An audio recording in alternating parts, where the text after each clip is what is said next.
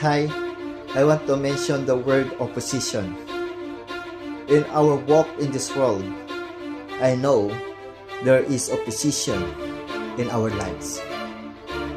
Opposition can be challenging, but standing firm in your beliefs build strength and character. Not everyone will agree with you, and that's okay. Stay true to yourself. Keep learning and let your actions speak louder. Resistance can be an opportunity for growth.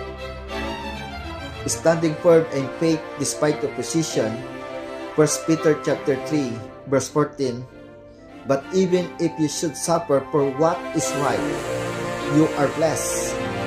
Do not fear their threats. Do not be frightened. Stay strong in your beliefs, even when facing resistance.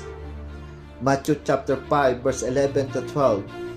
Blessed are you when people insult you, persecute you, and falsely say all kinds of evil because of me. Rejoice and be glad, because great is your reward in heaven. God bless you.